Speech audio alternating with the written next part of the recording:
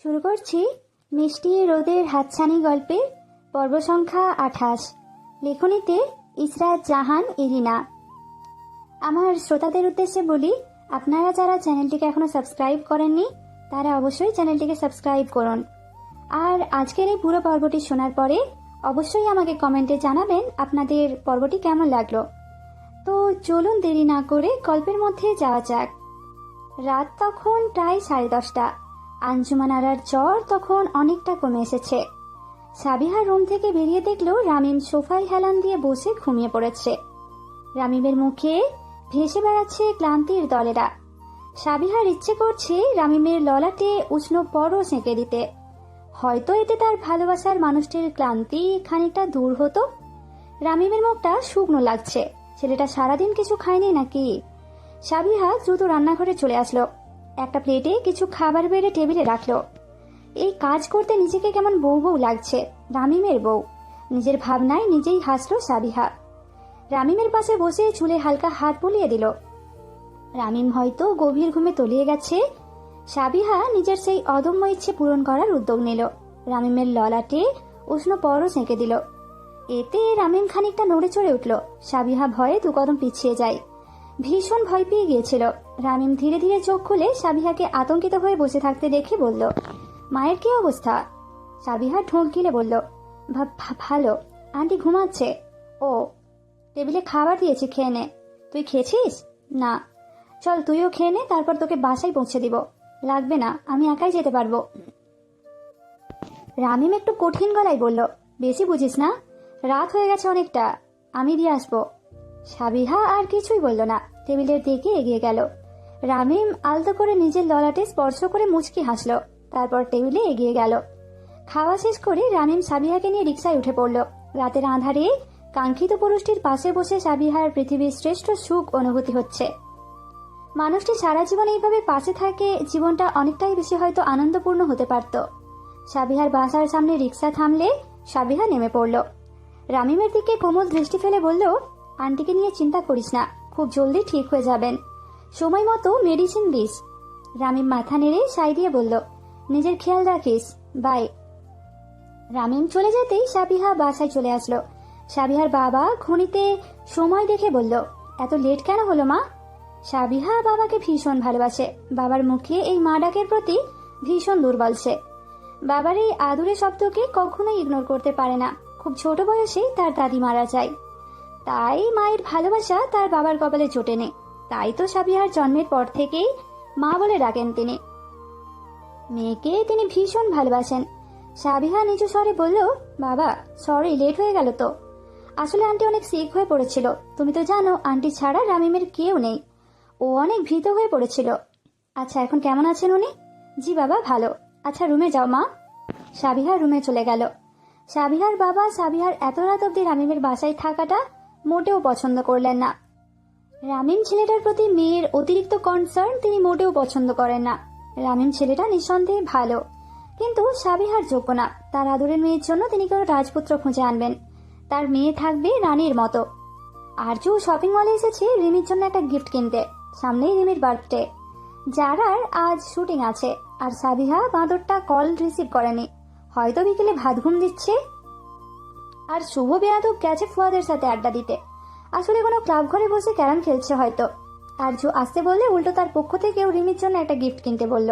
ফাজিল একটা। আরজু অমনোযোগী ভাবে হাঁটতে যেয়ে কারোর সাথে ধাক্কা খেলো। পেছন ফিরে দেখলো সুদর্শন এক পুরুষ। পরনে কালো পাঞ্জাবি আর চুলগুলো খানিকটা এলোমেলো। লোকটির চেহারায় একটা নম্রতা বিরাজ করছে। আরজু দেখলো লোকটি ফ্লোর থেকে একটা ফোন তুলে নিল, যার স্ক্রিনটা ভেঙে চৌচির। আরজু তো জিভে কামড় দিল। তার ভুলের কারণে যে ফোনটা ভেঙেছে সেটা বেশ বুঝতে পারল। কেন যে অমনোযোগী হয়ে হাঁটতে গেল। আরজু অস্থির হয়ে বলল, আই এম রিয়েলি সরি, আমার জন্য আপনার ফোনটা ভেঙে গেল। আসলে আমি একদম খেয়াল করিনি। লোকটি নম্রভাবে মুচকি হেসে কোমল সুরে বলল, ইটস ওকে, এটা জাস্ট একটা অ্যাক্সিডেন্ট। আরজু নিজেকে কিছুতেই শান্ত করতে পারল না। দেখেই বোঝা যাচ্ছে ফোনটা বেশ এক্সপেন্সিভ। আরজু আবার অন্যায় করে বলল, তবুও আমার খেয়াল করে চলাটা প্রয়োজন ছিল। লোকটি চমৎকার হেসে আরজুকে শান্ত হতে বলল। এতে করে আরজুর গিল্টি ফিল যেন বেড়েই গেল। আর তাই আবার বলল, আমার জন্য আপনার কত বড় লস হয়ে গেল। প্লিজ বলুন আপনার জন্য কি করতে পারি, কি করে এই ক্ষতপূরণ করতে পারি। ম্যাডাম, আপনি শুধু শুধু হাইপার হচ্ছেন। তবে আপনি যেহেতু এত ইনসিস্ট করছেন, তাহলে এই অধমের সাথে এক কাপ কফি খেতে পারেন, তাতেই আমার ক্ষতিপূরণ হয়ে যাবে। লোকটির বলার ধরনে আর্য হেসে দিল। লোকটিকে দেখে বেশ ডিসেন্ট মনে হচ্ছে, তাই আর্য উপরের ফ্লোরের একটা কফি শপে বসলো। কথার মাধ্যমে আর্য জানতে পারলো লোকটির নাম সাদমান। সাদমান নিজেও আর্যর সাথে বেশ সুন্দরভাবেই পরিচিত হলো। সাদমানের সাথে কথা বলে আর্যর বেশ ভালো লাগলো। সাদমান আর্যকে উদ্দেশ্য করে বলল, এই রূপবতী লাইলির মজনু আছে নাকি? আর্য লাজুক হাসলো, বলল, আমার পার্সোনাল মজনু আছে, একদম হিরোর মতো, যাকে দেখলেই আমার প্রেম প্রেম পাই। সাদমান মুচকি হাসলো, বলল, বাহ, বেশ মাখো মাখো প্রেম মনে হচ্ছে। ইস, আমার কোনো চান্স নেই তাহলে। বলেই বুকে তীর বিঁধার অ্যাক্টিং করলো। আর্য তো খিলখিল করে হেসে ফেললো। দারুণ মজার লোকটা। নাহিদের সাথে দেখা হয়েছে আজ 2 দিন হয়ে গেল। ফ্রি হয়ে কল দিবে বলেও কোনো কল দেয়নি। লোকটি আবার উধাও হয়ে গেল কেন? এত কি ব্যস্ততা যে বউকে কল করার সময় পায় না? অনেক ভেবে আর্য নাহিদের নাম্বারে কল করলো, কিন্তু একবার রিং হওয়ার পরই কেটে গেল। আর্য বুঝতে পারলো অপর পাশ থেকে কেটে দিয়েছে। বেশ অভিমান হলো মেয়েটির। নেতা সাহেব এমন কেন? তাকে কি একবারও মনে পড়ে না? নাহিদ পার্টি অফিসে নেতাদের সাথে গুরুত্বপূর্ণ মিটিংয়ে ছিল। আর্যর কল দেখে সেটা জলদি কেটে দিল। তার কারণে মিটিংয়ে ডিস্টার্ব হোক সেটা চায় না। তাহলে একজন নেতাকর্মীকে নিজের কাজের সময় পার্সোনাল লাইফ ফেলে আসতে হয়। দেশের সেবায় নিজেকে উৎসর্গ করতে হয়। আর্য আরো কয়েকবার কল করলো, কিন্তু নাহিদ প্রতিবার কল কেটে দিল। আর্য অভিমানে রাতে না খেয়ে ঘুমিয়ে পড়ে। প্রায় অনেক রাতে নাহিদ আর্যকে কল ব্যাক করলো। মূলত নাহিদ মাত্রই বাসায় এসেছে, এসেই গোসল করে আর্যকে কল করলো। তার অভিমানী বউ নিশ্চয়ই অভিমান করে বসে আছে। আর্য ঘুমে ঢুলতে ঢুলতে নাহিদের কল রিসিভ করলো। হ্যালো, কে? নাহিদ মুচকি হাসলো। মনের মাঝে প্রশান্তি বয়ে গেল। সারাদিনের ক্লান্তি যেন এক এক শব্দেই নিঃশেষ হতে লাগলো। নাহিদ গম্ভীর স্বরে বলল, নাহিদ বলছি। আর্য তখনও ঘুমে বিভোর, তাই বলল, কে নাহিদ? কোথাকার নাহিদ? নাহিদ গলা পরিষ্কার করে আরো গম্ভীর স্বরে বলল, নিবরাস নাহিদ, আর এই সিটির মেয়র নাহিদ। আর্যর ঘুম যেন ছুমন্তর হয়ে গেল। এক লাফে বসে পড়ল। এক হাতে মাথার চুল খামচে বলল, সরি, ঘুমিয়ে পড়েছিলাম। বুঝতে পেরেছি। তুমি সন্ধ্যায় কল করেছিলে কেন? আর্য রাগ হলো। একে তো কল রিসিভ করেনি, আবার জিজ্ঞেস করছে কেন কল করেছে। আশ্চর্য, বরের সাথে কথা বলতে কি কোনো কারণ লাগবে নাকি? অকারণে কি কথা বলা যায় না? আর্য বলল, আমি কল করায় বিরক্ত হয়েছেন? নাহিদ বুঝলো আর্য রেগে আছে, তাই আর্যকে আরো রাগাতে বলল, না, বিরক্ত হয়নি, আসলে মিটিংয়ে ছিলাম তো। কি কারণে কল করেছো বললে না তো? কারণ ছাড়া কল করা যাবে না? অবশ্যই না, কারণ ছাড়া পৃথিবীতে কিছুই হয় না। তাই আমাকে কল করতে অবশ্যই তোমার কোনো সলিড কারণ থাকতে হবে। আমি হাজারো কাজে ব্যস্ত থাকি, অপচয় করার মতো আমার কাছে কোনো সময় নেই। আর্যর অপমানে নাক লাল হয়ে আসলো। তার সাথে কথা বললে সময়ের অপচয় হবে? আর্য রেগে বলল, বউকে সময় দেওয়া সময়ের অপচয় হয়? অবশ্যই। বউকে তো আরো বেশি ভেবেচিন্তে সময় দিতে হবে। বউ জাতি সময়ের অপচয় করাই ওস্তাদ। তারা কাজের কথার চাইতে অকাজের কথাই বেশি বলে। আর্য তো রাগে ফেটে পড়ল। এই রাতে কল করে এমন অপমান করার কোনো মানে হয়? রাত যত গভীর হয় মানুষের রোমান্টিকতা বাড়ে। এই লোকের গা জ্বালানো কথা শুরু হয় রাত হলে। আর্য প্রচন্ড রেগে কল কেটে দিল। রাগে ফোন বিছানায় আছাড় মারল। অপরদিকে নাহিদ বাঁকা হাসলো। বউকে খেপিয়েছে, বেশ মজা পেল। তবে আহা, সামনে থেকে যদি আর্য রাগী মুখটা দেখা যেত তবে বেশ ভালো হতো। নাহিদের মনে পড়ল বেশ কয়েক বছর আগের কথা।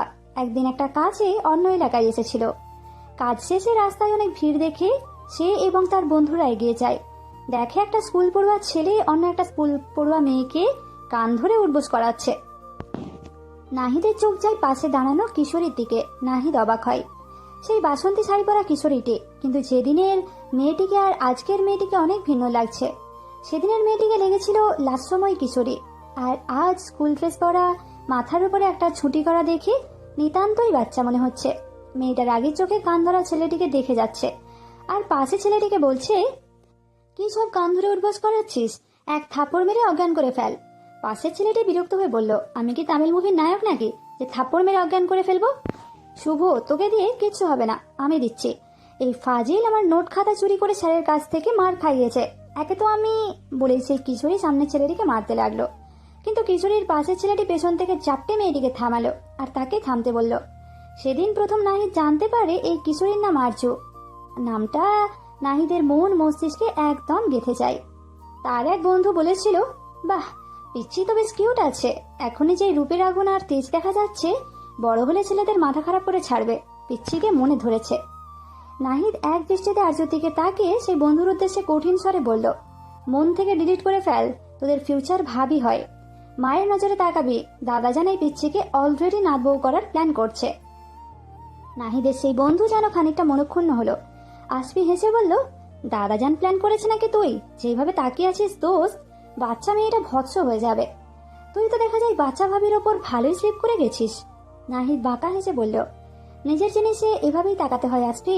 এই কিশোরী তো আরো বেশ কিছুদিন আগেই আমার নজরে লক হয়ে গেছে, শুধু সময়ের অপেক্ষা। সামনের সপ্তাহ থেকে লামিয়ার এইচএসসি ফাইনাল এক্সাম শুরু। একদিকে যেমন পড়ার চাপ, অন্যদিকে কাজের চাপ। লামিয়া টিউশন আর কাজ শেষ করে বাকি সময় মনোযোগ দিয়ে পড়াশোনা করে, কারণ তার বিশ্বাস একমাত্র বিদ্যা অর্জনের মাধ্যমে সে নিজের জন্য আর বোনের জন্য একটা ভালো লাইফ এনশিওর করতে পারবে। সকালবেলা আজ লামিয়া নাস্তা রেডি করে ফেললো। কিছু মুহূর্ত পর ফুয়াদের মা আর বাবা আসলো নাস্তা করতে। লামিয়া ভয়ে ভয়ে ফুয়াদের মাকে বলল, ম্যাম, সামনের সপ্তাহ থেকে আমার এইচএসসি এক্সাম, আমার জন্য দোয়া করবেন। লিপা খানিকটা বিরক্ত হয়ে বলল, ঠিক আছে, কিন্তু পরীক্ষার দিনগুলো বাদে আর একদিনও বন্ধ দিতে পারবে না। বুঝিয়ে বলছি আমি টাকা দিতে পারবো না। লামিয়ার বেশ খারাপ লাগলো, কিন্তু কিছু বললো না। লিপা আবারও বললেন, ফুয়াদকে কি এসব আনহাইজেনিক খাবার খাইয়ে খাইয়ে অভ্যস্ত করে ফেলেছো? তুমি না আসলে এইসব রান্নাবান্না কে করে দিবে বলো তো? আর ফুয়াদের টেস্ট এত লো ক্লাসের কবে থেকে হলো বুঝলাম না। এসব অয়েলি খাবার সকালবেলায় খেতে বসে যায়। তোমাদের ক্লাসে নিয়ে যাচ্ছ আমার ছেলেটাকে। লামিয়া নিজের ঠোঁট চেপে নিজের কান্না থামালো। নিয়তির কারণে আজ তাকে এই কাজ করতে হচ্ছে। বাবা বেঁচে থাকলে তার বায়নার কোনো শেষ ছিল না। লামিয়ারা ছিল মধ্যবিত্ত পরিবারের। তার বাবা বেশ ভালো একটা কোম্পানিতে চাকরি করত, কিন্তু বাবার আকস্মিক মৃত্যুতে তাদের সচ্ছল প্রাণবন্ত পরিবারে নেমে আসে শোকের ছায়া। বাবার বিরহে মাও কিছুদিনের মধ্যে তাদের ছেড়ে পরপারে চলে যান, আর রেখে যান অসহায় দুই মেয়েকে। বাবা মায়ের মৃত্যুর পর তার চাচা বেশ কয়েক বছর তাদের ভরণ পোষণ চালান। কেন চালান সেটা লামিয়া তখন না জানলেও পরবর্তীতে জানতে পেরেছে, কিন্তু তার চাচি কোনো দিন তাদের পছন্দ করত না। লামিয়াকে দিয়ে ঘরের সকল কাজ করাতো, তাদের ঠিক মতো খেতেও দিত না। চাচা নিজেও তাদের সাথে খারাপ আচরণ করত, কিন্তু একবার তার চাচাতো বোনকে ছেলেপক্ষ দেখতে এসে যখন তারা কিশোরী লামিয়াকে পছন্দ করে ফেলে, তখন চাচির রাগের কোনো সীমা ছিল না। লামিয়াকে প্রচন্ড মারধর করেন। তারপর বেশ কিছুদিন পর বাবার সব সম্পত্তি আত্মসাৎ করে তাদের দুই বোনকে একদিন হঠাৎই ভাড়া বাড়িতে তুলে দিয়ে যান। এই অচেনা শহরে দুটো মেয়ে কি করে থাকবে বুঝতে পারছিল না। লামিয়া সেদিন এত বেশি অসহায় বোধ করেছিল যা বলার বাহিরে। চাচা মাঝে মাঝে এসে দেখে যান, তখন ঘৃণায় লামিয়া সেই চাচার দিকে তাকাতে চায় না, কিন্তু তার বোন চাচাকে দেখে অনেক খুশি হয়। হয়তো অচেনার মুখের ভিড়ে এই ঘৃণ্য পরিচিত মুখটা দেখে প্রশান্তি পায়। লামিয়ার হুঁশ ফিরে একটা গম্ভীর কণ্ঠ শুনে পাশ ফিরে দেখে ফুয়াদ পকেটে হাত দিয়ে দাঁড়িয়ে মায়ের উদ্দেশ্যে বলছে, ক্লাস তো মানুষের আচরণে প্রকাশ পায়। কিছু মানুষ নিজের লো মেন্টালিটিকে হাই ক্লাস ভেবে ভুল করে থাকে। তাদের নিজের দিকে তাকানো উচিত। কত নর্দমা যে নিজের গায়ে লেগে আছে সেটা যদি দেখতে পেত। লিপা তো ভীষণ অপমান বোধ করে আর বলে, এই মেয়েটার জন্য তুই আমাকে অপমান করছিস? ফুয়াদ ডোন্ট কেয়ার ভাব নিয়ে চেয়ার টেনে বসে পড়ল আর বলল, আমি তো তোমাকে কিছু বলিনি, তুমি কেন অপমান নিজের গায়ে মাখছ? ফুয়াদের বাবা গম্ভীর স্বরে বলে উঠল, আহা ফুয়াদ, বেশি কথা বলছো। তুমি আজকাল অনেক বেশি অবাধ্য হয়ে গেছো। আপনাদের বাধ্য আমি কবে ছিলাম? ফুয়াদের বাবা কিছুই বললেন না, টেবিল ছেড়ে উঠে গেলেন। লিপা লামিয়ার ওপর রাগান্বিত হয়ে বললেন, তুমি আসার পর থেকে ঘরে অশান্তিটা বেড়েছে। ফুয়াদ দাঁতের দাঁত চেপে বলল, এই ঘরে শান্তি ছিল কবে? ওকে দোষ দিয়ে লাভ নেই। ঘরের শান্তি তোমাদের কারণে নষ্ট হয়, লামিয়ার কারণে তো মোটেও না। লামিয়ার মনে দমকা হাওয়া বয়ে গেল। এই পৃথিবীতে একটাই মানুষ আছে যে তাকে প্রোটেক্ট করে, তাকে সম্মান করে। একবার মানুষটির পা ছুঁয়ে সালাম করা প্রয়োজন। এত আপন কেন মনে হয় মানুষটিকে? রাত তখন বেশ গভীর, প্রায় 1:30 বাজে। নাহিদ মাত্রই বাসায় পৌঁছালো। গাড়ি থেকে নামতে গ্যারেজে আরো একটা গাড়ি পার্ক করা দেখতে পেল।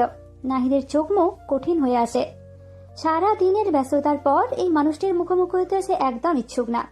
নাহিদ বাসায় প্রবেশ করতেই বসার ঘরে সেই মানুষটিকে দেখতে পেল। তার হাতে কফি, টেবিলে চোখ বুলিয়ে দেখলো আরো বেশ কয়েক কাপ পড়ে আছে। তার মানে অনেকক্ষণ যাবৎ তিনি এসেছেন। নাহিদকে দেখেই তিনি কিছুটা বিচলিত হলেন। নাহিদ অনিচ্ছা সত্ত্বেও তার বাবার সামনের সোফায় বসলো। সাইদ মাহমুদ আজ অনেকদিন পর ছেলের মুখটা ভালো করে পর্যবেক্ষণ করলেন। সাদা পাঞ্জাবিতে তার ছেলেকে কত সুন্দর লাগছে। নিঃসন্দেহে তার ছেলে সুদর্শন। এমন সুদর্শন ছেলে এতটা রকজটা স্বভাবের কেন হলো? নাকি এই আচরণ শুধুমাত্র তার সাথেই? বাইরে মানুষের সংস্পর্শে আসলে বা জনসাধারণের কাছে তার এই ছেলেটা একদম ভিন্ন। কত সহজেই সাধারণ মানুষের মধ্যে মিশে যায়, মানুষের দুঃখ কষ্ট উপলব্ধি করে, তাদের সাহায্য করে। কিন্তু ব্যক্তি জীবনে ছেলেটা সম্পূর্ণ ভিন্ন, গম্ভীর প্রকৃতির। এই যে এত দিন পর জন্মদাতা পিতাকে দেখে সামান্য কুশল বিনিময় করাটাও জরুরি মনে করে না, এতটাই ঘৃণা করে তাকে। নাহিদ কয়েক মুহূর্ত নীরব থেকে হাত ঘড়ি দেখে বলল, এত রাতে এখানে কি করছেন? নাইম মাহমুদ নিজেও বেশ রকচটা স্বভাবের, ছেলে তো এই গুণ তার কাছ থেকেই পেয়েছে। তিনি গম্ভীর স্বরে বললেন, রাত গভীর হয়েছে সেটা স্বীকার করছো তাহলে? এত রাত অব্দি বাইরে না থাকলে হয় না তোমার? এত শত্রু ছড়িয়ে রেখেছো যে কোন দিন এসে বুলেট দিয়ে বউ ঝাঁঝরা করে দিয়ে যায় তার কোনো নিশ্চয়তা নেই।